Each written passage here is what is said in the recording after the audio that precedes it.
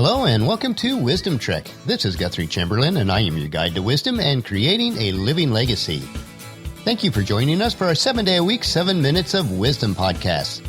This is day 107 of our trek, and yesterday we discovered that you are the leading character or star in the story of your life. You learned that if your life is like a movie, then you need to make it a great one for you and your supporting characters, and it should be filled with the scenes that matter most. Today we want to determine how our life is like a bell. In celebration of our 100th day of our Wisdom Trek, please check out wisdom-trek.com and sign up for a free Wisdom Trek t-shirt drawing that will take place on October 5th. We will be giving away 7 t-shirts. We are recording our podcast from our studios at Home 2 in Charlotte, North Carolina. We are getting focused on the client work that we need to accomplish this week. The first day after traveling is usually a bit of adjustment, but we are making good progress, catching up on some of the work details that were somewhat behind on schedule, and it will take us probably a couple days to catch up. But now it's time to break camp and head out for our trek for today. We are making good progress over the summits and through the valleys. We go past the meadows and the rivers. As we crest the hill, we hear from deep within the valley a distinct ringing of a church bell, calling out to the people of the village that it is time to come to worship and fellowship together. In today's hectic and fast-paced world, we reflect fondly on a more simple time when we took time to come together as a like-minded community. Just like people, there are many different kinds of bells. Church bells ring their melodious song while clang, clang, clang goes the trolley. There are cowbells and sleigh bells, school bells, dinner bells, doorbells, and handbells. And probably the most famous bell of all is the Liberty Bell in Philadelphia. Bells have actually been an important part of my life. Growing up on the farm, we had a big train bell mounted on the back of the house, which we could hear just about anywhere over the entire 100 acres of our property. Mom would call us in from the orchard or the valley where we were playing or the lake where we were fishing for dinner and other important matters.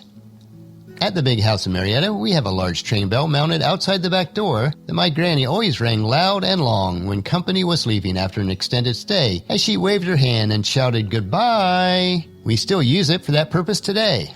When our kids were still living at home, Paula would have different types of bells on each of the 3 floors. A cowbell for the attic when we had our home school up there, a small dinner bell for the 2nd floor, and an electronic bell for the 1st floor. The kids always knew which floor to come to based on the bell that we used. It sure saved a lot of shouting around a big house when we needed to round up our children. This also reminds me that our lives are like a bell. Each bell is designed for a specific purpose. It can ring loud or soft, it can ring fast or slow, but it should always ring true based on the type of bell. But one truth that is undeniable, though, is that you can never unring a bell. The expression that you cannot unring a bell has been frequently used in our courts of law. Once an attorney makes a statement or presents evidence, jurors can't unring that bell, or unhear what they have heard, or unsee what they have seen. If the statement or evidence is later found to be inadmissible, it could be grounds for a mistrial. Unring a bell has been cited in many legal decisions. Politicians also know that they can't unring a bell. Statements and actions cannot be erased from the public's minds. And there are many idioms similar to unringing the bell, such as, you can't unscramble eggs, or you can't put toothpaste back in the tube. This is why it's so important to always engage our brain before we engage our mouth. Once a word is spoken, it cannot be unspoken. Proverbs 15:28 says it this way, the heart of the godly thinks carefully before speaking, the mouth of the wicked overflows with evil words. And also in Proverbs 10:11, it says, the words of the godly are a life-giving fountain. The words of the wicked conceal their violent intentions. Now the old axiom, sticks and stones may break my bones, but words can never hurt me, is just not true. Words can wound deeply, so be very careful what you say and how you say it. Some people remember much longer than others, and when we are wounded, it is hard to forgive and forget, especially if it's an ongoing practice by the offender. The book of Proverbs has so many verses about how we should and should not speak. The words that hurt the most are the ones that come from the ones that we love or that should love us, such as Proverbs 11:9, with their words the godless destroy their friends.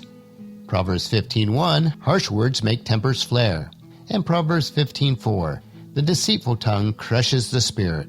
Encouraging words, on the other hand, can be a life-giving force, such as Proverbs 6:24, kind words are like honey, sweet to the soul and healthy for the body.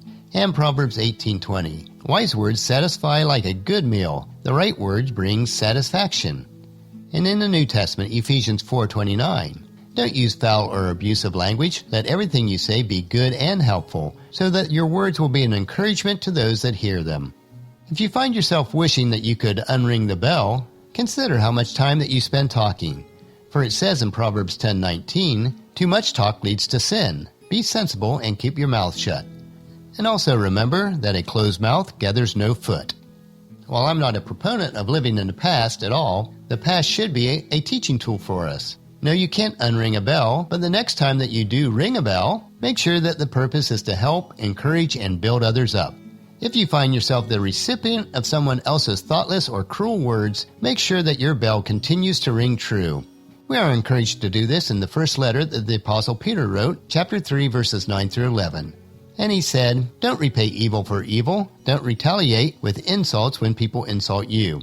Instead, pay them back with a blessing. This is what God has called you to do, and He will grant you His blessing. For the Scriptures say, if you want to enjoy life and see many happy days, keep your tongue from speaking evil and your lips from telling lies. Turn away from evil and do good. Search for peace and work to maintain it."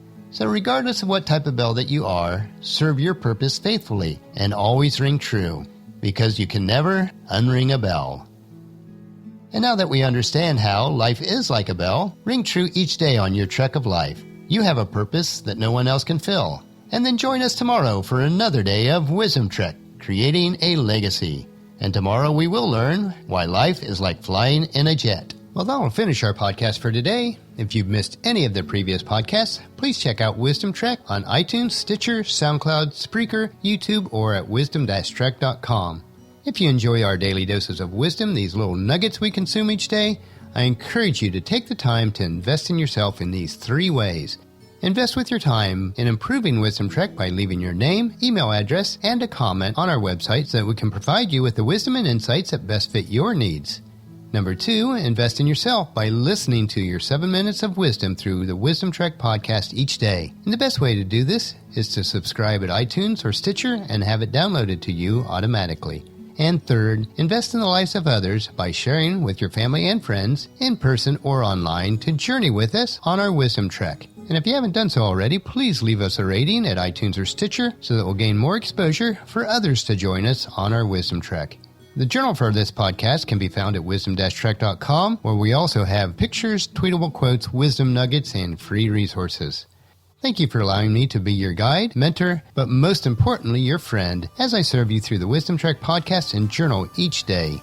As we take this trek together, let us always live abundantly or fully, love unconditionally, listen intentionally, learn continuously, lend to others generously, lead with integrity, and leave a living legacy each day. This is Guthrie Chamberlain reminding you to keep moving forward, enjoy your journey, and create a great day every day. See you tomorrow.